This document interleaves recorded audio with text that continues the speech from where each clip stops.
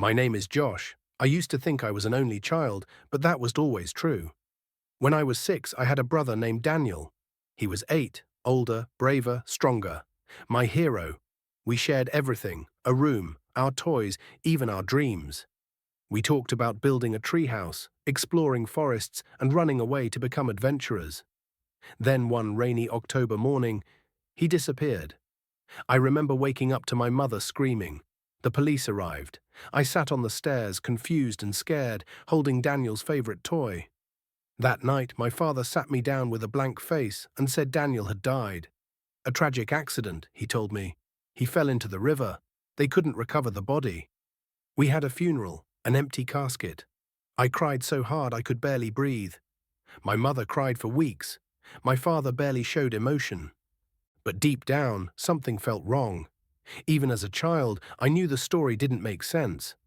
After that, Daniel's name vanished from our home. My mother stopped talking about him. My father refused to answer questions. The pictures came down. It was like he'd never existed.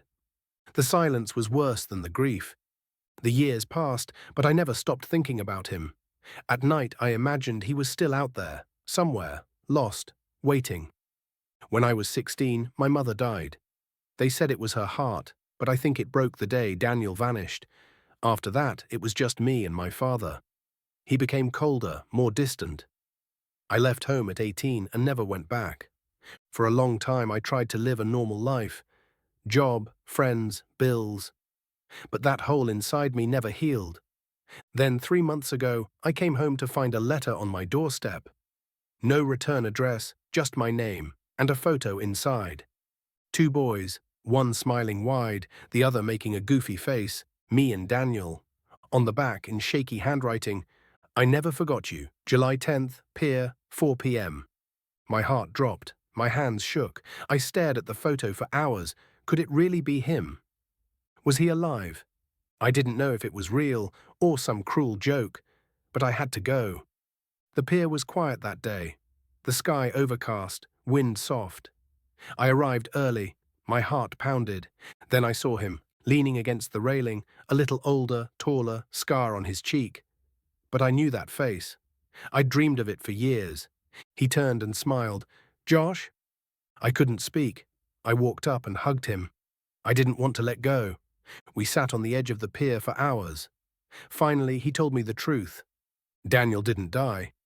That night, after our parents had a terrible fight, my father took him while our mother was asleep. He left town, changed their names, and raised Daniel in a small town far away. He told him I had died in a car crash. He said our mother didn't want them. Daniel believed him, for a while, but he always felt something was wrong. After our father died last year, Daniel found an old box in the attic. Photos, letters, documents, and that picture, the one he sent me. It took him months to work up the courage. He tracked me down, left the letter, and waited. We both sat in silence for a while, staring out at the water. "We lost 20 years, he finally said. "Yeah," I nodded, "but we found each other." We'll never know why our father did what he did. Maybe it was anger, control, or something darker. But he failed. We're brothers. Nothing can undo that. Daniel's not just alive, he's home. And after all the pain, all the silence, we're no longer alone.